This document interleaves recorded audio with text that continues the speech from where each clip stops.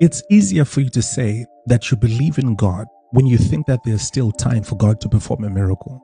But as that time runs out and as the window closes, sadly, so do most people's expectations of what God can do. The reality is that most people's faith has a set timer on how long they're willing to believe in God for something.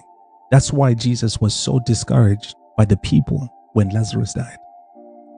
When Jesus arrived at the funeral, he was met by the same words from both Mary and Martha. In John 11, verse 21, Martha said to Jesus, "Lord, if you had been here, my brother would not have died." And in John 11, verse 32, Mary, overwhelmed by grief, fell at his feet and she said, "Lord, if you had been here, my brother would not have died."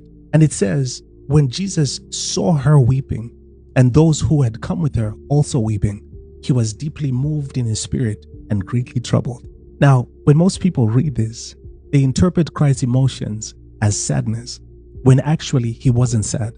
He was angry. But why would Jesus be angry with people crying at a funeral? I'll tell you why.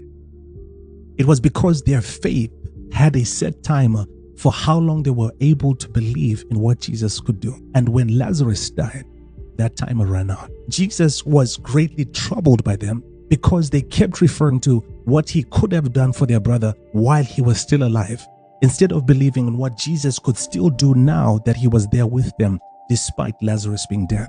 That's why 4 days earlier, when news first reached Jesus' ears about Lazarus' sickness, Jesus made the intentional decision to delay his going. And when Lazarus died, Jesus told his disciples in John 11, verse 15, "For your sake, I am glad that I'm not there, so that you might believe."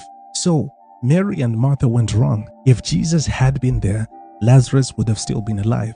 But more importantly than that, what Jesus wanted was for all of them to believe in him even after it looked like all hope was gone. That's why Jesus wept. Because if people lacked the faith to believe that he could resurrect Lazarus, then how could they possibly believe that God would resurrect him when he died on the cross?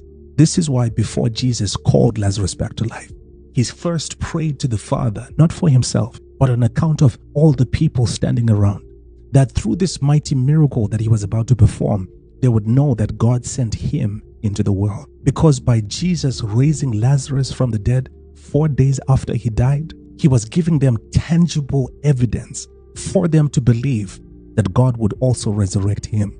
I don't know who needs to hear this, but the message that I have for somebody today is that God answers prayers, even when it looks like all hope is gone.